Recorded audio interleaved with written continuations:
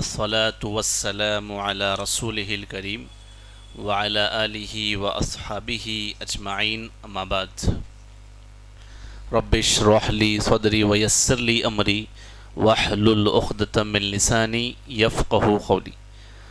ہم سب سے پہلے اللہ سبحانہ و تعالیٰ کا شکر بجا لاتے ہیں اور بے شمار درود و سلام ہو نبی اکرم صلی اللہ علیہ وسلم پر کہ جن کی زندگی میں ہمارے لیے بہترین نمونہ ہے۔ کتاب التوحید کا جو ہے درس چل رہا تھا۔ کل کے درس میں ہم نے دیکھا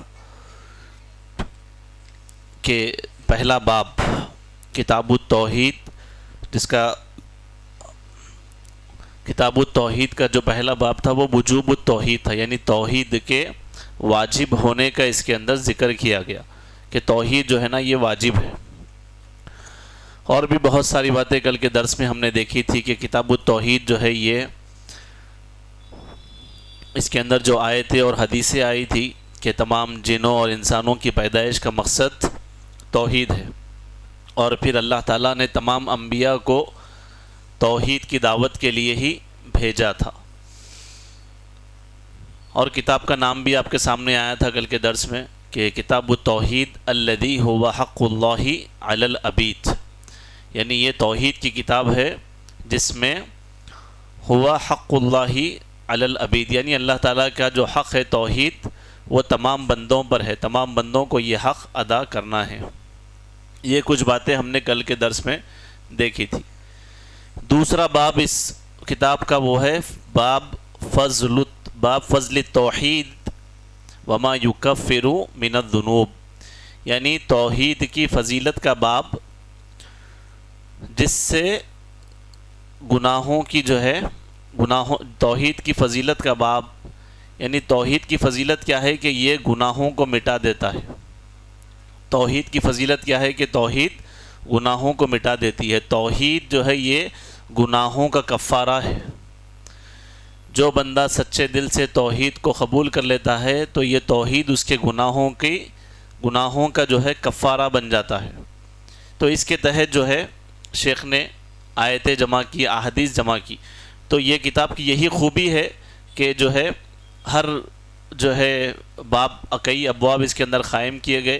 پہلا باب جو ہے یہ توحید کے واجب ہونے کا تھا، اور دوسرا باب یہ جو ہے توحید کی فضیلت کا باب ہے۔ اور توحید کی فضیلت کیا ہے کہ جو توحید کو قبول کر لیتے ہیں اللہ سبحانہ و تعالیٰ ان کے گناہوں کو مٹا دیتے ہیں، ان کے گناہوں کو معاف کر دیتے ہیں۔ اس کے تعلق سے جو ہے آیتیں یہاں پر جمع کی گئی۔ سب سے پہلی آیت وقول اللہ تعالی الذین آمنوا ولم یلبسوا ایمانہم بظلم اولئک لہم الامن وہم مہتدون، جو لوگ ایمان لائے اور اپنے ایمان کو ظلم سے بچایا یہی لوگوں کے لیے جو ہے امن ہے اور انہی کے لیے ہدایت ہے۔ تو یہاں پر ظلم سے مراد شرک ہے۔ جو کوئی ایمان لائے اور اپنے ایمان کو شرک سے بچا کے رکھے ان کے لیے امن ہے، اور یہی لوگ جو ہے ہدایت یافتہ ہے۔ تو ایمان لانا کافی نہیں ہے، یہ آیت میں بتایا جا رہا ہے کہ بس ایمان لا لینا کافی نہیں ہے، بلکہ اپنے ایمان کو شرک سے بچانا بھی ہے۔ کیونکہ ایمان کے اندر ایمان لا لیے لیکن اگر شرک کے ساتھ لائے، اللہ تعالیٰ پہ بھی ایمان ہے اور غیر اللہ پہ بھی بھروسہ ہے، تو شرک کے ساتھ اگر ایمان لائیں گے تو قبول نہیں ہے۔ تو ایمان کیسے لانا ہے؟ ایمان لانا ہے اور اس کے ساتھ شرک کو نہیں ملانا ہے۔ اور پھر اسی طریقے سے عبادہ بن صامت رضی اللہ تعالیٰ عنہ کی جو ہے ایک حدیث بھی ذکر کی گئی کہ وہ فرماتے ہیں اللہ کے نبی صلی اللہ علیہ وسلم نے فرمایا قال رسول اللہ صلی اللہ علیہ وسلم، کیا فرمایا؟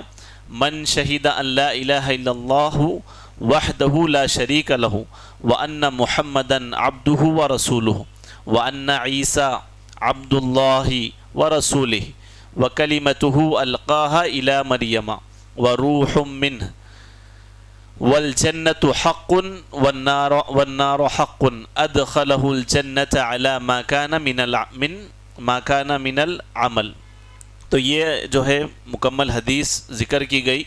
اس کے راوی جو ہے عبادہ بن صامت ہے، کہتے ہیں کہ اللہ کے نبی صلی اللہ علیہ وسلم فرماتے ہیں من شہید ان لا الہ الا اللہ، جو اس بات کی گواہی دے دے کہ اللہ تعالیٰ کے سوا کوئی سچا معبود نہیں ہے، کوئی سچا معبود نہیں ہے، وحدہ، اور اس بات کی گواہی دے دے کہ اللہ تعالیٰ اکیلا معبود ہے، لا شریک لہ، اور اس کا کوئی شریک نہیں ہے۔ اگر آپ دیکھیں گے لا الہ الا اللہ کے اندر یہ بات ہو رہی ہے آلریڈی کہ اللہ تعالیٰ کے سوا کوئی سچا معبود نہیں ہے، لیکن اس کی تاکید کے لیے اور اس کلمے میں تاکید کے لیے بتایا گیا، کیا بتایا گیا؟ وحدہ، وہ اکیلا ہے، اللہ تعالیٰ اکیلا ہے۔ اور کیا بتایا جا رہا ہے؟ لا شریک لہ، اس کا کوئی شریک بھی نہیں ہے۔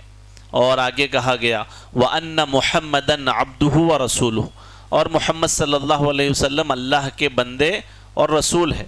وَأَنَّ عِيسَىٰ عَبْدُ اللَّهِ، اور عیسیٰ علیہ السلام اللہ کے بندے ہے، وَرَسُولُهُ، اور اللہ کے رسول ہے۔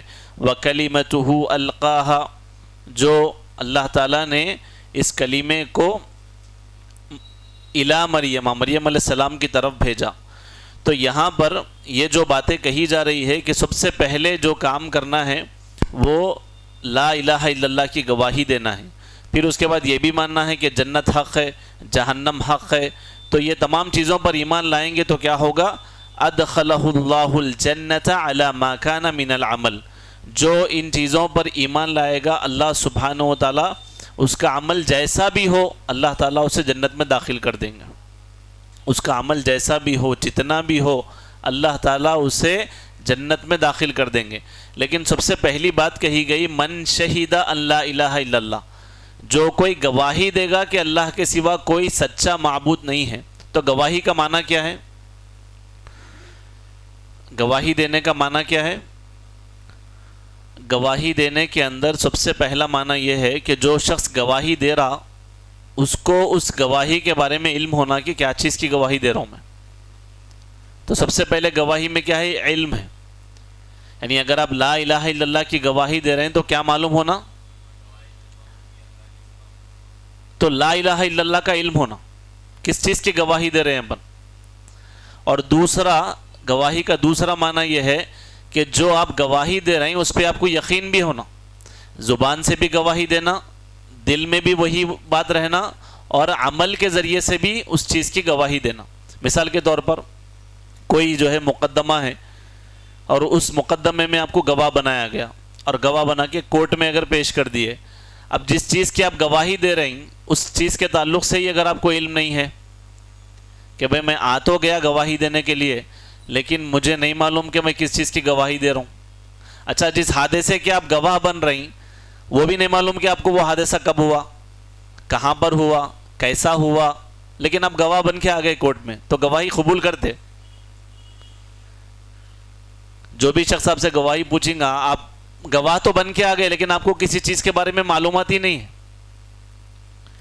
تو یہاں پر لا الہ الا اللہ کی میں گواہی دیتا ہوں، اشہد ان لا الہ الا اللہ، من شہید لا الہ الا اللہ، جو اس بات کی گواہی دے کہ اللہ کے سوا کوئی سچا معبود نہیں ہے، کا معنی کیا ہے؟ گواہی دینے والے کو معلوم ہونا چاہیے، علم ہونا چاہیے کہ وہ کس چیز کی گواہی دے رہا، یہ لا الہ الا اللہ مجھ سے کیا طلب کر رہا ہے۔ کیونکہ جب اللہ کے نبی نے یہ پہلی مرتبہ کلمہ کہا قولوا لا الہ الا اللہ تفلحون، تم لوگ کامیاب ہو جاؤ گے، تو ابو لہب نے مٹی اٹھا کر آپ کے اوپر پھینکا تھا، تبت لک یا محمد، اے محمد آپ برباد ہو جائے، اس کام کے لیے ہم کو یہاں پر جمع کیے۔ تو ان کو اس کا معنی اچھا سمجھ میں آ گیا تھا، جو شرک کرنے والے ہیں ان کو اس کا معنی اچھا سمجھ میں آ گیا تھا کہ اب شرک ختم ہونے کی بات ہو رہی ہے، اب تمام بتوں کی عبادت کو چھوڑنے کی بات ہو رہی ہے، اب اللہ کے علاوہ کسی کی عبادت نہیں کر سکتے ہیں، اس کی بات ہو رہی ہے۔ تو وہ لوگ ماننے سے کیا کیے؟ انکار کیے۔ اب آج کئی لوگ مان لیتے، کیوں مان لیتے؟ کیونکہ معنی معلوم نہیں ہے، مفہوم معلوم نہیں ہے۔ اچھا یہ بول دیے تو پھر اب کیا کرنا پڑتا وہ بھی معلوم نہیں ہے۔ من شہید ان لا الہ الا اللہ، گواہی تو دے رہے لیکن گواہی کا معنی بھی نہیں معلوم، اور گواہی دے رہے زبان سے گواہی دے رہے، دل کی کیفیت ابھی بھی وہ کیفیت نہیں ہے جو زبان کی ہے، زبان سے تو بول رہے ہیں لیکن دل میں اس چیز کو مان رہے نہیں۔ اور تیسرا ہے گواہی کے اندر عمل کے ذریعے سے بھی اسی کی گواہی دینا۔ جب آپ مان لیے لا الہ الا اللہ، زبان سے اقرار کیے اور دل سے بھی مان لیے کہ اللہ ہی میرا معبود ہے، تو پھر عبادت بھی اس اکیلے کی ہی کرنا، عمل بھی اس اکیلے ہی کے لیے کرنا ہے. یہاں کیا ہوتا؟ زبان کا اقرار الگ ہے، دل میں کیفیت الگ ہے، پھر اعمال دیکھا گیا تو وہ پورے الگ ہے. زبان سے تو بولے اللہ ہی معبود ہے، وہ اللہ تعالیٰ ہی معبود برحق ہے، لیکن جب عبادت کی بات آتی تو غیر اللہ کے سامنے کرتے. تو تمہارا فعل خود تمہارے قول سے ٹکرا رہا، جو تم گواہی دے رہے ہو اسی سے تمہارا عمل کیا ہو رہا؟ ٹکرا رہا. تو یہاں پر بتایا گیا من شہیدہ، جو اس بات کی گواہی دے اللہ الہ الا اللہ، کہ اللہ تعالیٰ کے سوا کوئی سچا معبود نہیں ہے. تو گواہی میں یہ دو باتیں ہمیشہ یاد رکھنا چاہیے کہ مجھے جس کیس کا جو ہے گواہ بنایا جا رہا ہے وہ مجھے اس کا علم ہونا چاہیے، میں واقعی اس کو دیکھا ہوں، اس کے تعلق سے مجھے علم ہے، تبھی میری گواہی قبول ہوگی. تو لا الہ الا اللہ کی گواہی تو بہت لوگ دیتے ہیں، 10,000 مرتبہ اگر ہم پڑھ لیے لا الہ الا اللہ تو اس سے قبول نہیں ہوگا، بلکہ اس یہ کیسے قبول ہوگا؟ علم کے ساتھ پڑھیں گے تو قبول ہوگا. علم کا اپوزٹ کیا ہے؟ جہالت. جہالت سے اگر پڑھیں گے تو کلمہ قبول نہیں ہوگا. اسی طریقے سے دوسرا معنی کیا بتایا علماء نے کہ اقرار بھی کیا جائے اس کلمے کا، دل سے بھی مانا جائے اور عمل کے ذریعے سے بھی ثابت کیا جائے، تبھی یہ کلمہ قبول ہوگا. کیونکہ منافقین بھی آتے تھے، منافقین بھی اللہ کے نبی کے سامنے آ کر کہتے تھے کہ آپ اللہ کے رسول ہیں. اگر آپ پڑھیں گے سورہ منافقون، سورہ منافقون کی پہلی آیت میں اللہ تعالیٰ نے کہا اذا جاءک المنافقون قالوا نشہد انک لرسول اللہ. اے اللہ کے نبی یہ منافق آپ کے سامنے آتے ہیں اور کہتے ہیں نشہد، ہم گواہی دیتے ہیں، انک لرسول، کہ بے شک آپ اللہ کے رسول ہیں. تو اللہ نے آگے کہا واللہ یعلم، اللہ کو تو معلوم ہے، انک لرسول، کہ آپ اللہ کے رسول ہیں. لیکن اللہ نے آگے کہا واللہ یشہد، لیکن میں گواہی دیتا ہوں، یعنی اللہ گواہی دیتا ہے، ان المنافقین لکاذبون، یہ منافق جھوٹے ہیں. تو منافق جو گواہی دے رہے ہیں غلط تھوڑی ہے وہ گواہی، وہ تو آ کے بول رہے کہ اللہ کے رسول، بے شک ہم گواہی دے رہے کہ آپ اللہ کے رسول ہیں. تو پھر اللہ ان کو جھوٹے ہیں کیوں بول رہے ہیں؟ کیا وجہ ہوں گی؟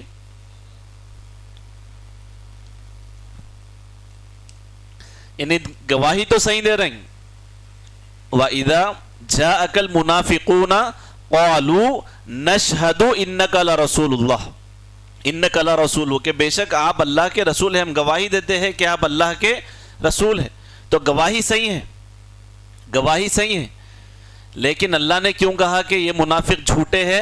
کیونکہ گواہی زبان سے دے رہے ہیں، دل سے مانے ہی نہیں آپ کو اللہ کے رسول، دل سے کبھی آپ کو رسول مانے نہیں، زبان سے بول رہے ہیں، تو اللہ نے گواہی کو قبول نہیں کیا. اللہ نے کہا جھوٹے ہیں یہ منافق.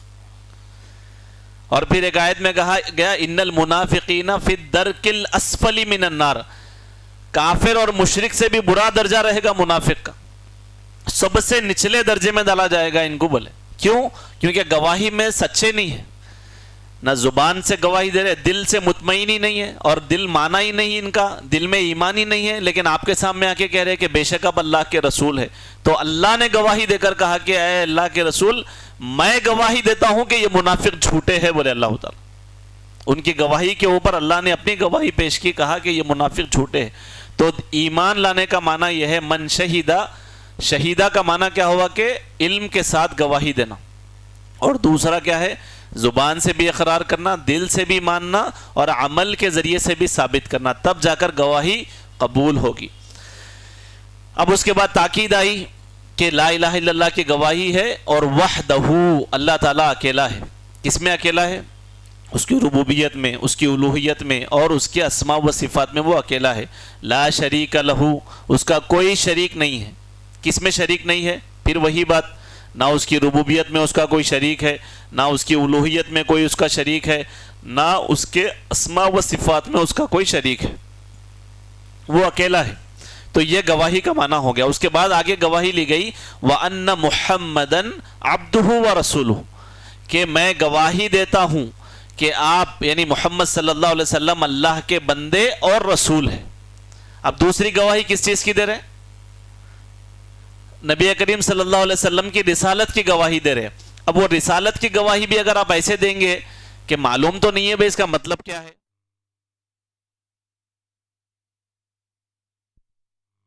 اللہ کے رسول ہے، اس کا مطلب تو نہیں معلوم لیکن میں گواہی دے رہا ہوں، تو یہاں پر بھی کیا گواہی قبول کی جائے گی؟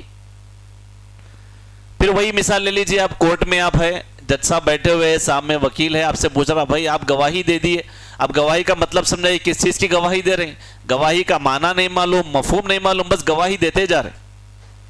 اشہد ان لا الہ الا اللہ واشہد ان محمدا عبدہ ورسولہ، معنی کیا ہے، مطلب کیا ہے؟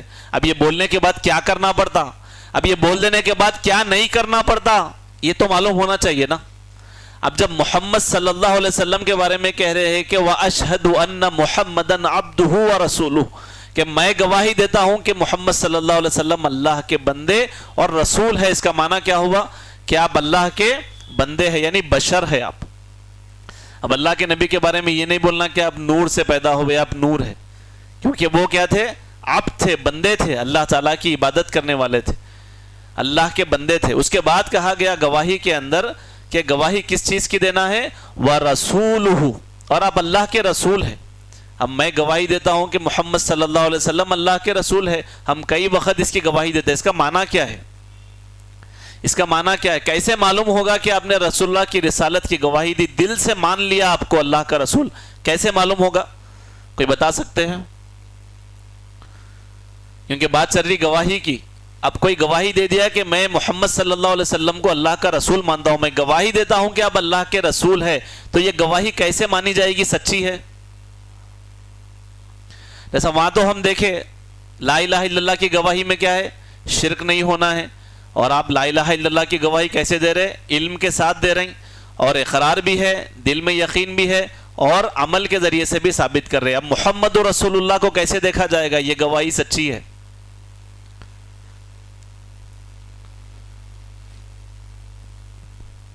آپ ہی بولتے رہو بھائی، ہم لوگ سنتے بول رہے ہیں کہ آپ لوگ گواہی دے رہے نا، ہم سب گواہی دے رہے ہیں۔ اسی لیے علامہ اقبال ایک شعر بولے تھے، زبان سے کہہ بھی دیا لا الہ الا اللہ تو کیا حاصل، دل و نگاہ مسلمان نہیں تو کچھ بھی نہیں۔ بولے آپ کتنا بھی پڑھ لو، 10,000 بار ورد کرتے بیٹھو لا الہ الا اللہ محمد رسول اللہ لا الہ الا اللہ، ایسے کئی لوگ ہیں، ایسے کوئی اذکار نکال دیے 6 مہینے خالی لا الہ لا الہ لا الہ بولنا کہتے ہیں، پھر 6 مہینے کے بعد الا اللہ بولنا، جب جا کے آپ کا کلمہ مضبوط ہوتا بول رہا ہے۔ تو یہ صوفیزم والے نئے اذکار نکال دیے، نئے نئے طریقے نکال دیے، ایک طرف سر پھیر کے بول رہے ہیں لا الہ، پھر ادھر سر پھیر کے بول رہے ہیں الا اللہ۔ یہ سب بولنے سے جنت ملنے والی نہیں ہے۔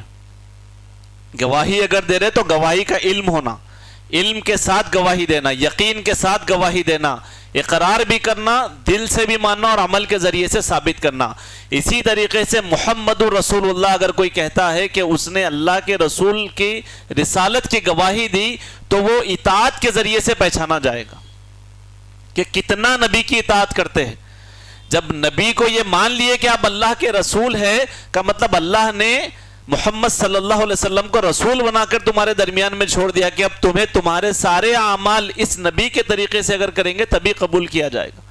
اب نبی کو رسول ماننے کا تقاضا یہ ہے کہ میری نماز نبی کے طریقے سے ہونا، نبی کو رسول ماننے کا طریقہ یہ ہے کہ میرا روزہ، میری زکوٰۃ، میرا حج، میرا عمرہ، میرا نکاح، میری ہر چیز، میرا چلن ڈھلن، میرا چہرہ، ہر چیز میرے نبی کے طریقے سے ہونا، کیونکہ میں گواہی دیتا ہوں وَأَشْهَدُ أَنَّ مُحَمَّدًا عَبْدُهُ وَرَسُولُهُ، کہ بے شک آپ اللہ کے رسول ہے۔ گواہی دے دیے تو گواہی کیسے مانی جائے گی؟ جب صحابہ نے گواہی دی تو صحابہ اطاعت میں سب سے آگے تھے۔ جب اللہ کے رسول کی رسالت کی گواہی دی تو اتنی اطاعت کرتے تھے، اتنی اتباع کرتے تھے رسول اللہ کی، جس کے کئی واقعات ہم سنتے رہتے۔ اب یہاں پر بھی گواہی ہو رہی کہ نعتاں پڑھے جا رہے، اتنے بڑے بڑے قوالیاں لگائے جا رہے، بہت کچھ ہو رہا، لیکن اطاعت ہی نہیں ہے۔ تو پھر اطاعت نہیں ہے تو پھر یہ بھی گواہی فیل ہو گئی، کیونکہ زندگی میں کیا نہیں ہے؟ اطاعت ہی نہیں ہے۔ اطاعت کے ساتھ ہونا چاہیے۔ جب آپ رسول مانے تو آپ اطاعت کرو۔ رسول ماننے کے لیے کیا ہے؟ گواہی اگر دے رہے ہیں تو اطاعت کرنا ضروری ہے۔ تو یہ جو ہے معنی ہے من شہیدہ، جب کہتے ہیں کہ میں گواہی دیتا ہوں اشہد ان لا الہ الا اللہ واشہد ان محمدً عبدہ ورسولہ، یہ بہت بڑا کلمہ ہے۔ اگر یقین جانیے زندگی میں اگر کوئی ایک آدھا گھنٹہ نکال کے بول رہا ہوں آپ کو 60 سال 50 سال اللہ زندگی دے رہا نا، 40 سال، آدھے گھنٹے کی اگر زندگی نکال کے اگر بیٹھ گیا کوئی شخص سچے دل کے ساتھ، دل صاف رکھ کے، دماغ کو کھلا رکھ کے کہ بھائی میرے کو اس کا معنی مفہوم سمجھاؤ کہ کیا ہے یہ لا الہ الا اللہ کیا ہے، محمد رسول اللہ کیا ہے، صحیح طریقے سے مجھے بتائیے، اس کو سمجھو اور دل سے اس کو قبول کر لو، یہ ایک کلمہ کافی ہے جنت میں لے جانے کے لیے۔ پوری زندگی گزارتے لیکن اس کلمے کا صحیح معنی نہیں سمجھتے، اس کا مفہوم نہیں سمجھتے، اس کلمے کے شروط کیا ہے نہیں سمجھتے۔ آدھا گھنٹہ بتا رہا ہوں آپ کو میں، زیادہ نہیں، آدھا گھنٹہ اگر کوئی صحیح طریقے سے بیٹھا تو کلمے کے تقاضے اس کو معلوم ہو جاتے کہ میں کس چیز کی گواہی دے رہا ہوں۔ یہ گواہی دینے کے بعد ہی تو اس کو مسلمان بول رہے نا، تو پھر اس گواہی کا مطلب کیا ہے؟ اس سے پہلے تو وہ شخص کافر ہے، مشرک ہے، کوئی اور مذہب کا ہے، جیسا ہی گواہی دے دیا اشہد ان لا الہ الا اللہ واشہد ان محمد رسول اللہ، پھر وہ کیا بن گیا؟ مسلمان ہو گیا۔ تو یہ گواہی دیتے ہی سب کیا کرنا ہے؟ اس کو عبادت صرف اللہ کی کرنا ہے، اللہ کے علاوہ کسی کی عبادت نہیں کرنا ہے، شرک سے دور رہنا ہے۔ اور محمد الرسول اللہ جب کہہ رہا ہے تو گواہی میں اس کو کہنا ہے کہ محمد صلی اللہ علیہ وسلم اللہ کے بندے اور رسول ہیں۔ اب پوری میری زندگی نبی کے طریقے سے گزرے گی کیونکہ میں گواہی دیتا ہوں کہ آپ اللہ کے رسول ہیں، یہ اس کا معنی ہے۔ اب یہاں پر ہوتا کیا ہے کہ نعت تو پڑھ لیتے، پیسے لے لیتے، گھر کو چلے جاتے، اطاعت کہاں ہے زندگی میں؟ اتباع کہاں ہے؟ نہیں میں تو خالی پڑھنے آیا تھا، نہیں، آپ نعت پڑھ کے رسول اللہ کی رسالت کی گواہی دے رہے، وہ قبول ہی نہیں کی جائے گی۔ کیوں؟ کیونکہ اطاعت ضروری ہے، آپ کے زندگی میں عمل ہی نہیں ہے، چہرے پہ داڑھی کا بال نہیں ہے اور آپ اطاعت کے دعوے کر رہی ہیں، آپ قوالیاں پڑھ رہی ہیں، نعتیں گا رہی ہیں، آپ سمجھ رہے ہیں کہ میں کامیاب ہو جاتا ہوں۔ رسول اللہ صلی اللہ علیہ وسلم نبی کے ساتھ اس قدر ٹھہرے ہوئے تھے، ہر جنگ میں اپنی زندگی کی، اپنی جان کے نذرانے پیش کر کے جو ہے اس ایمان کو ثابت کیے۔ تم قوالیاں پڑھ کے سنتوں سے دور رہ کے نبی کی اطاعت اور اتباع نہیں کر کے تم بتا رہے کہ میرا کلمہ صحیح ہے، اور اللہ قبول بھی کر لیتے۔ ایسے ہی منافق آ کے بولے تھے قالوا نشہد انک علی رسول اللہ، ہم گواہی دیتے آپ اللہ کے رسول ہیں۔ اللہ نے کہا واللہ یعلم انک لرسولہ واللہ یشہد، میں گواہی دیتا ہوں ان المنافقین لکاذبون، یہ منافق جھوٹے ہیں اپنی گواہی میں۔ تو ایسی گواہی کام آنے والی نہیں ہے جو اطاعت سے خالی ہے، اتباع سے خالی ہے، رسول بول رہے لیکن زندگی رسول کے جیسی ہے ہی نہیں، تو یہ کام آنے والا نہیں ہے۔ چلیے اس کے بعد کہا گیا، یہ عقیدے کے بعد جو حدیث آپ کو سنا رہا ہوں میں، یہ جو چیزوں کی گواہی دے گا، اللہ کے نبی نے آخر میں کہا اس کا عمل جیسا بھی ہو اللہ تعالیٰ اس کو جنت میں داخلہ دے دیں گے۔ تو کس چیز کی گواہی؟ ان سب چیزوں کی گواہی کے بعد تو یہ کلمے کی گواہی ہو گئی۔ اس کے بعد جو ہے وَأَنَّ عِيسَىٰ عَبْدُ اللَّهِ، اس چیز کی بھی گواہی دے کہ عیسیٰ علیہ السلام کیا ہے؟ کیا ہے؟ عبداللہ ہے۔ کیا ہے؟ اللہ کے بندے ہیں۔ اس ایک جملے میں عیسیٰ علیہ السلام کے اوپر جتنے عقیدے کھڑے گئے ہیں عیسائیت کی طرف سے تمام کا رد ہو گیا۔ وَأَنَّ عِيسَىٰ عَبْدُ اللَّهِ وَرَسُولُهُ، عیسیٰ علیہ السلام اللہ کے بندے ہیں اور رسول ہے۔ عیسائیت کیا کرے؟ اللہ کو اب بنا دیے، باپ، اور عیسیٰ علیہ السلام کو ابن بنا دیے، بیٹا، اور جبریل علیہ السلام کے بارے میں کہے روح القدس۔ یہ تینوں کو ملا کے بولتے ٹرینٹی ہے یہ، اور پھر الگ الگ عیسائیوں کے گروپس کے اندر اس کے الگ الگ عقیدے ہیں۔ تو یہاں پر گواہی لی گئی وَأَنَّ عِيسَىٰ عَبْدُ اللَّهِ وَرَسُولُهُ، عیسیٰ علیہ السلام اللہ کے بندے ہیں اور رسول ہیں، اللہ کے بیٹے نہیں ہیں، اللہ کے بندے ہیں اور اس کے رسول ہیں۔ وَكَلِمَتُهُ أَلْقَاهَا إِلَىٰ مریم، اور وہ اللہ کی طرف سے بھیجا ہوا کیا ہے؟ کلیمہ ہے، جس کو مریم علیہ السلام کی طرف اللہ نے بھیجا تھا۔ اللہ کا کلیمہ بولتے کئی لوگ، نہیں، اللہ کی طرف سے کہا گیا کلیمہ ہے جو مریم علیہ السلام کی طرف کہا گیا تھا کن، تو وہ پیدا ہو گئے بغیر باپ کے۔ اور اسی طریقے سے وَرُوحٌ مِّنْهُ، وہ اللہ کی طرف سے بھیجی ہوئی روح ہے۔ اس کے کئی معنی نکالتے ہیں، نہیں کئی اسپیشل خاص روحیں رہتی، وہ روح عیسیٰ علیہ السلام کی تھی اسی لیے الگ سے ذکر کیا گیا۔ علماء نے یہاں پر معنی بتایا کہ الگ سے اس کا ذکر کیوں کیا گیا؟ تخصیص کے لیے، عیسیٰ علیہ السلام کی تشریف کے لیے، آپ کو شرف دینے کے لیے، آپ کی عزت کے لیے یہاں پر کہا گیا کہ وہ اللہ کی طرف سے بھیجی گئی روح ہے۔ لیکن کون سی روح ہے؟ وہی روح ہے جو تمام انسانوں کے اندر ہے، کوئی الگ سے نہیں۔ خاص کیوں ذکر کیا گیا؟ کیونکہ آپ اللہ کے رسول ہیں، آپ کی تشریف کے لیے، آپ کی شرف کے لیے یہ بیان کیا گیا۔ تو یہ جو عقیدہ ہے اس میں عیسیٰ علیہ السلام کے اوپر جتنے من گھڑت عقیدے کھڑے گئے ہیں سب کا رد کر دیا گیا۔ اور کلمہ جب جا کے ہی پورا ہوتا نہیں. عیسیٰ علیہ السلام کو اللہ کا بیٹا بھی مانتا ہوں, ویسا بھی عقیدہ رکھتا ہوں, ایسا بھی مانتا ہوں, اور مسلمان کیا بول رہے اللہ کی عبادت کرو یہ بھی کر لیتا ہوں. تو یہ کوئی وہ نہیں ہے شرخرمے میں جو بناتے نا مغزیات ڈال کے پورا ڈال کے کھا جاتا ہوں میں, تو ایسا ایمان قبول نہیں ہوتا. یہ بھی مانتا ہوں وہ بھی مانتا ہوں, نہیں. سب کا رد کرنا ہے, سب کا انکار کرنا ہے, سب کو چھوڑنا ہے.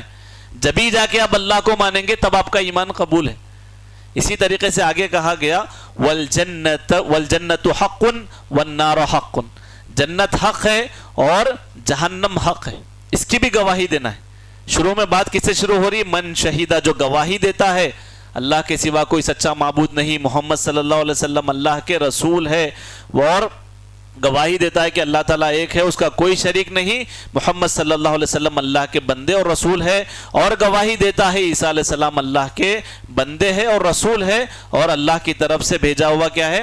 کلیمہ ہے, اور اللہ کی طرف سے بھیجی ہوئی روح ہے, اور جنت حق ہے جہنم حق ہے. کیا مطلب ہے اس کا؟ جنت حق ہے جہنم حق ہے جی, جنت حق ہے جہنم حق ہے, یعنی اس کے اوپر ایمان لانا ہے. اور اس میں ایک بات یہ بھی شامل ہے کہ اب اس وقت یعنی جنت کو اللہ تعالیٰ نے بنا دیا, جہنم بنی ہوئی ہے, تیار ہے. اب ایسا نہیں ہے کہ اب قیامت آنے والی ہے تو جب سور پھونکا جائے گا تو ادھر سے جنت ریڈی ہوگی ادھر جہنم ریڈی ہوگی, نہیں. اللہ جنت کو تیار کر کے رکھے ہوئے ہیں, جہنم تیار ہے اب. اسی لیے دعائیں کرنا ہے, اللہم انی اسألوک الجنہ, اللہم کیا ہے دعا؟ اللہم احجرنا من النار, اللہ ہم کو جہنم سے بچا لے, اے اللہ ہمیں جنت میں داخلہ دے دے. جنت اور جہنم بن کے تیار ہے, اب اس پہ ایمان لانا ہے کہ جنت حق ہے اور جہنم حق ہے.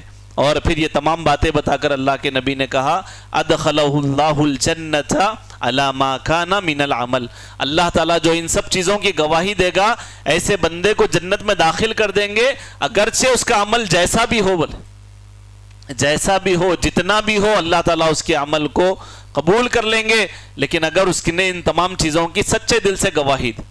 تو شیخ نے یہ حدیث یہاں پر کیوں لائی اس باب میں کہ یہ توحید کی فضیلت کا باب ہے جو گناہوں کو مٹا دیتا ہے.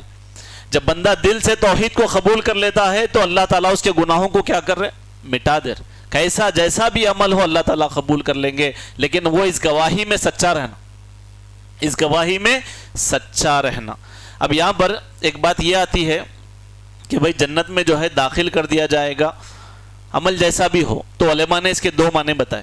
جنت دو طرح کی ہے, ایک ہے کامل جنت اور ایک ہے ناقص جنت. کامل جنت کا معنی کیا ہے؟ جب بندہ مرا قیامت میں اٹھایا گیا, اس کی توحید اتنی اچھی تھی اور اس کے اعمال بھی اتنے اچھے تھے کہ اس کو جہنم میں اللہ نے ڈالا ہی نہیں, کوئی گناہ کی سزا ہی نہیں, بلکہ سیدھے جنت میں چلے گیا. تو کون سی جنت ملی اس کو؟ کامل جنت. ایک اور شخص مرا, عقیدہ اچھا تھا, شرک نہیں تھا, لیکن زندگی میں کئی کبائر میں جو ہے مبتلا تھا, کبیرہ گناہ کیا, تو ناقص جنت یعنی اللہ تعالیٰ اسے جہنم میں ڈالیں گے, جہنم کی وادیوں کی سیر کرے گا, جہنم میں اسے عذابات دیے جائیں گے جب تک اللہ چاہے, لیکن بالآخر اس کو توحید کی وجہ سے اللہ تعالیٰ اس کے کیا کریں گے؟ جہنم سے نکال کر جنت میں داخل کر دیں گے. جنت تو اسے مل گئی, لیکن کون سی جنت ہے؟ یہ ناقص ہے, سیدھے جنت میں نہیں گیا بلکہ جہنم میں جانا پڑا, اس کے بعد جنت میں گیا. تو علماء نے اس کے دو معنی بتائے کہ اللہ تعالیٰ جنت میں داخل کر دے گا عمل جیسا بھی ہو, کا مطلب کیا ہے کہ یا تو اسے سیدھے جنت میں داخل کر دیا جائے گا یا پھر اسے گناہوں کی سزا دے کر اسے جنت میں داخل کیا جائے گا. تو توحید پر صرف مطمئن ہو کے بیٹھنا نہیں بلکہ اعمال بھی اچھے رہنا اور کبیرہ گناہوں سے بھی بچنا ضروری ہے. اس کے بعد ایک حدیث یہاں پر شیخ نے جمع کی, صحیح بخاری اور مسلم کی حدیث, کہا فَإِنَّ اللَّهَ حَرَّمَ عَلَى النَّارِ مَنْ قَالَ لَا إِلَهَ إِلَّا اللَّهِ يَبْتَغِي بِذَلِكَ وَجْهَ اللَّهِ, جو اللہ کی رضا کے لیے, اللہ کی رضا کی نیت سے جو لا الہ الا اللہ کہتا ہے, اس شخص کے اوپر جو ہے جہنم حرام ہے, اس شخص کے اوپر جہنم حرام ہے. اس حدیث کا واقعہ کیا ہے؟ اصل میں ایک صحابی جو ہے, یہ عتبان, جو صحابی حدیث کے راوی ہے عتبان رضی اللہ تعالیٰ عنہ, یہ بہت بڑی عمر تھی ان کی, زیادہ عمر تھی, تو مسجد میں آ کے ہمیشہ باجماعت نماز ادا کرتے تھے. لیکن عمر کا اتنا تقاضا ہو گیا کہ مسجد کو نہیں آ سکتے تھے، تو اللہ کے نبی کو اپنے گھر کے قریب میں بلایا اور کہا اے اللہ کے نبی میرے گھر کے آس پاس میں کہیں ہم جو ہے آپ آئیے، ایک 2 رکعت نماز پڑھیے برکت کے لیے، اور میں اس کو جو ہے مسجد بنا لوں گا، وہاں پر نماز پڑھوں گا۔ تو اللہ کے نبی ان کی دعوت پر ان کے گھر گئے، ایک جگہ طے پائی کہ آپ جو ہے نمازیں پڑھیے، وہاں پر جو ہے انہیں اللہ کے نبی نے نماز پڑھی، پھر وہ ضیافت کا انتظام کیے، کھائے اللہ کے نبی صلی اللہ علیہ وسلم اور ضیافت ہوئی۔ اس کے بعد ایسے ہی صحابہ کے ساتھ بیٹھے ہوئے تھے، ایک شخص کا ذکر ہوا جس کا نام بتایا جاتا ہے مالک بن تقشا۔ جیسا ہی محفل میں اس کا ذکر آیا تو بعض صحابہ نے کہا وہ تو منافق ہے، وہ تو منافق ہے، اس کا چہرہ ہمیشہ جو ہے مسلمانوں کے خلاف رہتا ہے، اور اس کا چہرہ ہمیشہ مشرکین اور کافروں کے ساتھ رہتا ہے، یعنی ادھر کی بات کرتا ہے، ادھر کا ہی دکھتا ہے۔ صحابہ نے ایسا لب کشائی کی، جس پر اللہ کے نبی نے یہ حدیث بیان کی، کہا فَإِنَّ اللَّهَ حَرَّمَ عَلَى النَّارِ، اس شخص کے اوپر جہنم حرام ہے، من قال لا الہ الا اللہ، جو یہ کہتا ہے کہ اللہ کے سوا کوئی سچا معبود نہیں ہے۔ کیسے کہتا ہے؟ یبتغی بذالک وجہ اللہ، اللہ کی رضا کے لیے جو توحید کی گواہی دیتا ہے اس کلمے کی، اس کے اوپر جہنم حرام ہے۔ تو صحابہ کو منع کر دی۔ اب کسی کے دل میں جھانک کے تو ہم ایمان کو نہیں دیکھ سکتے کہ ایمان کیسا ہے، اب کس پہ اکتفا کرنا ہے؟ پھر زبان کے اقرار پہ، جو بھی بول رہا لا الہ الا اللہ وہ مسلمان ہے، اس کی ایمان کی گواہی ہے، تو اس گواہی کے مطابق کیا ہوا گیا؟ وہ جہنم اس کے اوپر حرام ہے۔ اب اس کی دل کی کیفیت کیا ہے اس کو معلوم، اللہ کو معلوم۔ اس حدیث میں اس کا سبق دیا گیا، لیکن فضیلت بتائی جا رہی ہے کہ توحید کی کتنی بڑی فضیلت ہے۔ جو دل کی یعنی نیت اللہ کی رضا کے لیے توحید کی گواہی دیتا ہے، اس کے اوپر جہنم ہی حرام ہے۔ تو باب وہی چل رہا ہے، توحید کی فضیلت جس سے گناہ مٹ جاتے ہیں۔ اور اسی طریقے سے ایک اور حدیث بیان کی، کہا وعن ابن سعید خدری رضی اللہ تعالیٰ عنہ، یہاں پر جو ہے سعید خدری رضی اللہ تعالیٰ عنہ سے جو ہے مروی ہے، کہتے ہیں کہ رسول اللہ صلی اللہ علیہ وسلم نے فرمایا قال موسیٰ، موسیٰ علیہ السلام نے اللہ سے کہا یا ربی، اے میرے رب، علمنی شیئن اذکرک وادعوک بہ، کہ اللہ مجھے کچھ ایسے کلمات سکھا دیجئے کہ میں اس کے ذریعے سے دعا کروں اور آپ کا ذکر کروں۔ تو اللہ تعالیٰ نے کہا قال قل یا موسیٰ، اے موسیٰ تم کہیے لا الہ الا اللہ، آپ کہو کہ اللہ کے سوا کوئی سچا معبود نہیں ہے۔ اتنا بہترین، اتنا بڑا ذکر دیے، اتنا بڑا ذکر موسیٰ علیہ السلام کو دیا گیا۔ تو اس سے یہ بھی معلوم ہو رہا ہے سب سے افضل ذکر ہے۔ آج ہی میں کسی کو پوچھا تو جو ہے سب سے افضل ذکر کیا ہے، بولتے دوسرے پورے اذکار کو گنا رہے، یہ ذکر یہ ذکر یہ ذکر سب چھوڑ دیے، تو بولا یاد کرو بول تو آخر میں لا الہ الا اللہ بول۔ لیکن سب سے افضل ذکر کیا ہے اصل میں؟ لا الہ الا اللہ۔ تو یہی کہا موسیٰ علیہ السلام کو کہ آپ اس کو پڑھیے۔ تو موسیٰ علیہ السلام نے کیا کہا؟ یا ربی کل عبادک یقولون ھذا، یہ ذکر تو تیرے ہر بندے کرتے ہیں، یہ ذکر تو تیرے ہر بندے کرتے ہیں۔ تو اللہ تو کہا گیا یا موسیٰ، اے موسیٰ، لو ان السماوات السبع وعامرهن غیری، کہا گیا ساتوں آسمان اور اس کے اندر کی تمام مخلوقات، اور آگے کہا گیا والارضین السبع فی کفہ، ساتوں آسمان، ساتوں زمین اور اس کے اندر کی تمام مخلوقات بجز اللہ کے، یعنی اللہ کو چھوڑ کر۔ اب آسمان میں کیا کیا آ گیا؟ فرشتے آ گئے، آسمان کے تمام آسمان آ گئے، تمام مخلوقات آ گئے، اور زمین کے اندر کی تمام مخلوقات آ گئی۔ کہا گیا فی کفہ، اگر ان سب کو ایک پلڑے میں رکھ دیا جائے، ولا الہ الا اللہ فی کفہ، اور اس کلمے کو ایک پلڑے میں رکھ دیا جائے، مالت بہن لا الہ الا اللہ، تو لا الہ الا اللہ کا پلڑا جو ہے وزنی ہوگا بولے۔ تو یہ جو حدیث ہے اس کے اندر بہت سارے اسباق نکل کر آتے ہیں۔ سب سے پہلے یہ کہ اللہ تعالیٰ آسمانوں میں نہیں ہے، اللہ تعالیٰ عرش پہ مستوی ہے۔ اللہ کہاں پر ہے؟ عرش پہ مستوی ہے۔ اور پھر جس طرح ساتوں آسمان بولتے زمین بھی ساتھ ہے، زمین بھی ساتھ ہے۔ ایک اور حدیث سے بھی اس کی دلیل ملتی ہے، اللہ کے نبی نے کہا جس نے کسی کی بالش بھر زمین کھائی کیا ہوگا اس کے ساتھ؟ قیامت کے دن توق ڈالا جائے گا۔ کتنے زمینوں کا؟ 7 زمینوں کا توق ڈالا جائے گا۔ تو اس سے بھی معلوم ہو رہا ہے کہ زمینیں بھی ساتھ ہیں، آسمان بھی ساتھ ہے۔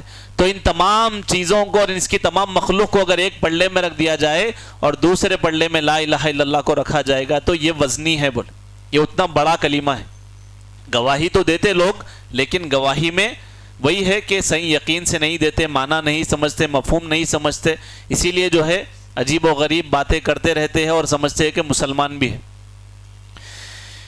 آگے کہا گیا ایک اور حدیث ذکر کی، اس باب کی یہ آخری حدیث ہے، کہا ترمذی کے اندر یہ حدیث موجود ہے، اور انس رضی اللہ تعالیٰ عنہ اس حدیث کے راوی ہے، کہتے ہیں سمعت رسول اللہ، نبی کریم صلی اللہ علیہ وسلم سے میں نے سنا۔ ہم کون سا باب پڑھ رہے ہیں ابھی؟ ہاں باب چیپٹر، کتاب التوحید کل ہی شروع ہو گئی، دوسرا باب، نام پہلا باب کیا تھا؟ کتاب التوحید کا باب، یعنی وجوب التوحید، توحید کی کتاب، یعنی توحید کے واجب ہونے کا باب تھا، اس کے اندر اس کے وہ دلائل آئے، تمام کی پیدائش کا مقصد، نبیوں کی آمد کا مقصد توحید ہے۔ دوسرا باب کیا ہے؟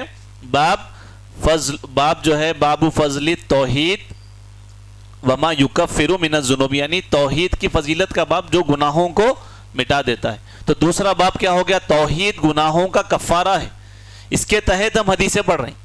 اگر مین ہمارا ٹاپک ہی بھول جائے تو پھر ہمیں کچھ یاد نہیں رہے گا۔ تو ٹاپک کیا چل رہا ہے کہ توحید گناہوں کو مٹا دیتی ہے، اسی کے لیے جو ہے یہاں پر سب سے پہلے یہ گواہی کی بات آئے گئی کہ جو یہ ان تمام چیزوں کی گواہی دے گا اسے جنت میں داخل کیا جائے گا، عمل جیسا بھی ہو۔ تو اسی کی کڑی چل رہی ہے کہ صحابی کہتے ہیں میں نے رسول اللہ کو فرماتے ہوئے سنا، یقول، اللہ کے نبی نے کہا، قال، یعنی سمعت رسول اللہ صلی اللہ علیہ وسلم یقول قال اللہ تعالی، یعنی یہ حدیث قدسی ہے، اللہ تعالیٰ ارشاد فرماتا ہے، یبن آدم، اے ابن آدم، اے آدم کے بیٹے، لو اتیتنی بقراب الارض خطایا، اگر تو میرے پاس آئے گا بقراب الارض، زمین بھر کر خطایا، یا زمین بھر کے گناہ لے کے آیا۔ بندہ کیسا آیا؟ لو اتیتنی بقراب الارض خطایا، یا زمین بھر کے خطائے لے کر آیا، ثم لقیتنی، اور مجھ سے ملاقات کیا، اس حال میں لا تشرکو بہ شیئا، کہ میرے ساتھ کسی کو شریک نہیں کرتا تھا، یعنی اللہ سے ایسی حالت میں ملاقات کیا کہ شرک نہیں کرتا تھا۔ لیکن ایک حالت کیا ہے اس میں؟ زمین بھر کے گناہ لے کے آیا، تو اللہ تعالیٰ نے آگے کہا لَأَتَيْتُكَ بِقُرَابِهَا مَغْفِرَةً، تو میں اسی قدر تیرے پاس مغفرت لے کے آؤں گا بر، یعنی زمین بھر کے تو گناہ لے کے آ، زمین بھر کے خطائے لے کے آ، یعنی گناہوں سے خطاؤں سے زمین کو بھر دے پوری، لیکن میرے ساتھ اگر شرک نہیں کرے ہوا رہا تو اس پوری زمین کو جو گناہوں سے بھری ہوئی ہے پوری زمین کو صاف کر دوں گا، اور میں اس میں مغفرت سے بھر دوں گا اس زمین کو، بر اللہ تعالیٰ۔ بندہ زمین بھر کے گناہ لے کے اللہ کے پاس گیا تو اللہ تعالیٰ بول رہے ہیں کہ میں مغفرت سے اس زمین کو بھر دوں گا، لیکن شرط یہ ہے کہ شرک کر کے مت آ، بول رہے ہیں نہ شرک اکبر نہ شرک اصغر، شرک کر کے مت آ، میں تیرے گناہوں کو معاف کر دوں گا، معاف تو کر دوں گا، پھر تیری یعنی پوری زمین بھر کے میں خطاؤں کو درگزر کر دوں گا، مغفرت جو ہے لے کر آؤں گا۔ تو یہ بہت بڑی فضیلت ہے اس باب کی کہ جو توحید کو دل و جان سے قبول کرتے ہیں اللہ تعالیٰ انہیں معاف کر دیتے ہیں، ان کے گناہوں کو معاف کر دیتے ہیں۔ اب یہ فضیلت تو ہم لوگ سنتے ہیں کہ بھائی اتنی اس کی فضیلت ہے، لیکن جب گواہی دینے کی باری آتی ہے، جب لوگوں کے سامنے ذکر کرنے کی باری آتی ہے، دعوت کی باری آتی ہے تو ہم بھاگ جاتے ہیں۔ اگر کسی چیز کا صحیح میں آپ کو دکھ رہا کہ اس کا صحیح میں فائدہ ہے تو انسان کیا کرتا؟ کسی کو بولے بغیر نہیں رہتا ہوں، ارے میں دیکھا بھائی اس کا بہت فائدہ ہے، آپ تکلیف میں ہیں پہلے آپ اس سے فائدہ اٹھائیے۔ جب توحید کی یہ فضیلت ہم اگر دل سے مان رہے کہ واقعی میں اس کی یہ فضیلت ہے، اس کے اقرار کی، اس کا یہ فائدہ ہے، تو پھر اس توحید کی دعوت کو لے کے ہم بیٹھے ہوئے کیوں ہیں خالی؟ جب آپ دل سے مان رہے تو پھر ہر کسی کو اس کی دعوت دیجیے۔ آپ دیکھیے کہ کون کون شرک کے اندر ملوث ہے، کیسے کیسے ایمان کو خراب کر لے رہے ہیں شرک کے ذریعے سے۔ ہم دعوت دینا، ہم بلانا، ہم بتانا کہ یہ توحید ہے اور یہ شرک ہے۔ تو میں اکثر جو ہے جب ہم معاشرے میں نظر ڈالتے ہیں تو لوگ کیوں دعوت کا کام نہیں کر رہے؟ اس لیے نہیں کر رہے کہ کہیں انہیں علم ہی نہیں ہے اس کلمے کا پہلے تو، اور دوسری وجہ یہ بھی ہو سکتی کہ انہیں خود یقین نہیں ہوا ابھی تک توحید کے اوپر کہ واقعی اس کی یہ فضیلت ہے کہ اس کو قبول کر لیں گے تو اللہ تعالیٰ ہر گناہ کو معاف کر دیں گے۔ اسی طریقے سے ایک حدیث جو شیخ نے تو اس کتاب میں ذکر نہیں کی لیکن جو ہے ہم سنتے ہیں، حدیث بطاقہ۔ یہ کیا ہے؟ ایک حدیث سنا کر بات ختم کر لیں گے، وہ یہ کہ اللہ کے نبی نے کہا، صحیح بخاری، یعنی یہ جو حدیث ہے یہ ترمذی کی حدیث ہے، شیخ البانی نے اسے حسن قرار دیا، کہا ان اللہ سیخلص رجلا من امتی علی رؤوس الخلائق یوم القیامہ، قیامت کے دن اللہ تعالیٰ ایک بندے کو لائیں گے، تمام لوگوں میں سے اللہ تعالیٰ ایک بندے کو لائیں گے، وَيَنْشُرُ عَلَيْهِ تِسْعَةُ وَتِسْعِينَ سِجِلَّةً، جب اس بندے کو لائیں گے اللہ تعالیٰ تو اس کے 99 رجسٹر رہیں گے جو گناہوں سے بھرے پڑے رہیں گے۔ یعنی جب جو فرشتے لکھتے ہیں گناہوں کو تو فرشتے اس کے گناہ لکھیں گے، اتنے گناہ کیا، کتنے رجسٹر ہو گئے؟ 99 رجسٹر ہو گئے گناہوں کے۔ ویسے بندے کو اللہ تعالیٰ اس کے جو ہے لوگوں کے بیچ میں لائیں گے، اور کلو سجل مثل مد البصر، اللہ کے نبی نے کہا ہر اس کا جو سجل ہے، ہر اس کا جو رجسٹر ہے گناہوں کا، کیسا ہے؟ مد البصر، جہاں تک نگاہ جاتی وہاں تک ہے وہ رہے، اتنے گناہ کرے ہوا رہیں گا۔ ترمذی کی حدیث ہے، شیخ البانی نے صحیح قرار دیا۔ تو اتنے گناہ لے کر حاضر ہوگا، ثم یقول، تو اللہ تعالیٰ اس سے جو ہے کہیں گے اتنکر من ھذا شیئا، یہ جو پورے جو گناہ لکھے ہوئے کسی چیز کا انکار کرتا کیا؟ اس میں پوچھتے اللہ تعالیٰ اس سے فرمائیں گے کیا یہ جو گناہ لکھے گئے ہیں اس میں کسی چیز کا انکار ہے؟ اور آگے اللہ تعالیٰ کہیں گے اظلمک کتبت الحافظون، کیا لکھنے والوں نے تیرے اوپر ظلم کیا؟ یعنی جو میرے فرشتے لکھ رہے تھے کیا انہوں نے لکھنے میں ظلم کیا، یا تو اس کا انکار کرتا ہے؟ پوچھیں گے بندے سے، 99 رجسٹر کھلے ہوئے گناہوں کے۔ بندہ بولیں گا فَيَقُولُ لَا يَا رَبْ، اے اللہ نہیں، میں انکار نہیں کرتا، ہاں مجھ سے یہ گناہ ہوئے۔ اور بندہ اقرار کریں گا کیا فرشتوں نے ظلم کیا؟ کہے گا نہیں اللہ تعالیٰ فرشتوں نے ظلم نہیں کیا۔ أَلَكَ عُذْرٌ أَوْ حَسَنَةٌ، پھر اللہ تعالیٰ ایک سوال کریں گے ٹھیک ہے یہ جو گناہ کیا کوئی عذر ہے تیرے پاس؟ اس کا پوچھیں کیا وجہ تھی تو اتنا گناہ کیا، کوئی عذر ہے تو پیش کر دے۔ اور اس کے بعد بولیں گے او حسنہ، کوئی نیکی ہے تو پیش کر دے بولیں گے۔ تو بندہ بولیں گا فَيَبْهَتُ الرَّجُلُ فَيَقُولُ لَا يَا رَبْ، اس بات پہ بھی بولیں گا اے اللہ نہ تو آج میرے پاس کوئی نیکی ہے اور نہ میں کوئی عذر ہے میرے پاس، جو میں گناہ کیا اس کا کوئی عذر بھی نہیں ہے اور نہ ہی میرے پاس کوئی نیکی ہے۔ تو اللہ تعالیٰ کہیں گے اس سے، اس بندے سے فَيَقُولُ بَلَا إِن لَكَ عِنْدَ حَسَنَةٌ عِنْدَنَا حَسَنَةٌ، اللہ تعالیٰ کہیں گے کہ نہیں تیری ایک نیکی میرے پاس ہے۔ بندہ کیا بولا میرے پاس کوئی نیکی نہیں ہے، لیکن اللہ تعالیٰ کہیں گے میرے پاس تیری ایک نیکی ہے، وَإِنَّهُ لَا ظُلْمٌ عَلَيْكَ الْيَوْمِ، اور آج تیرے اوپر کوئی ظلم نہیں ہوگا بولیں گے۔ اللہ تعالیٰ کہیں گے کہ میرے پاس تیری ایک نیکی ہے، فَيَخْرُجُ بِطَاخَ فِيهَا، اور ایک کارڈ نکال کے اسے دے دیا جائے گا۔ بطاخہ کس کو بولتے ہیں عربی میں؟ کارڈ کو، سم کارڈ لیتے تو اس کے اوپر بطاخہ وغیرہ جو ہے لکھا ہوا رہتا، سعودی عرب وغیرہ میں جو سم لیتے کارڈ بطاخہ، اس کو ایک کارڈ نکال کے دیا جائے گا۔ کیا رہے گا اس کے اوپر؟ اشہد ان لا الہ الا اللہ واشہد ان محمدن عبدہ ورسولہ، وہ گواہی، وہ ایمان، اس کا عقیدہ اس کے اندر لکھا ہوا رہے گا کہ میں گواہی دیتا ہوں کہ اللہ کے سوا کوئی سچا معبود نہیں، اور میں گواہی دیتا ہوں کہ محمد صلی اللہ علیہ وسلم اللہ کے بندے اور رسول ہے۔ اس کی گواہی، اس کا ایمان اس کے اندر لکھا ہوا رہے گا۔ تو اللہ تعالیٰ اس سے کہیں گے کہ احذر وزنک، تو جو ہے وزن کے وقت میں حاضر ہو جا، اور وہاں پر جب میزان میں اعمال تولے جائیں گے تو ایک طرف اس کے کیا ہے 99 رجسٹر ہے، تو اللہ تعالیٰ اس سے کہیں گے کہ یہ بطاخہ دوسرے پلڑے میں رکھ دے، یہ کارڈ دوسرے پلڑے میں رکھ دے۔ تو بندہ بڑا جو ہے تعجب کرے گا اور کہے گا فَيَقُولُ يَا رَبْ، اے میرے رب، مَا هَذِهِ الْبِطَاخَةُ مَا هَذِهِ السِّجِلَّاتُ، اے اللہ یہ بطاخہ کیا ہے اور یہ رجسٹرز، یہ اتنے بڑے گناہوں کے رجسٹر ہے، اس کے مقابلے میں یہ کارڈ۔ تو اللہ تعالیٰ پھر اس بندے سے کہیں گے فَيَقُولُ إِنَّكَ لَا تُظْلَمْ، آج تیرے اوپر ظلم نہیں کیا جائے گا۔ پھر جو ہے وہ بندہ آئے گا تو اس کے تمام رجسٹر گناہوں کے ایک پلڑے میں رکھ دیے جائیں گے، اور اس کا جو نیکی ہے، عقیدے کی نیکی اس کی، وہ دوسرے پلڑے میں رکھ دیا جائے گا۔ اس کے بعد کہا اللہ کے نبی نے فَطَاشَتِ السِّجِلَّاتُ، اس کے بعد کہا گیا وَثَقُّلَتِ الْبِطَاخَةُ، اور اس کے بعد کیا ہوگا کہ اس کے گناہوں کا پلڑا ہلکا ہو جائے گا، اور وہ جو بطاخہ ہے کارڈ وہ جو ہے وزنی ہو جائے گا۔ فَلَا يَثْقُلُ مَعَ اسْمِهِ شَيْءٌ، کہا گیا مَعَ اسْمِهِ اللَّهِ شَيْءٌ، یعنی اللہ تعالیٰ کے نام سے وزنی کوئی چیز نہیں ہوتی۔ تو اسے کہا جاتا ہے حدیث بطاقہ، محدثین کے نزدیک یہ حدیث مشہور ہے حدیث بطاقہ کے نام سے، یعنی کارڈ والی حدیث۔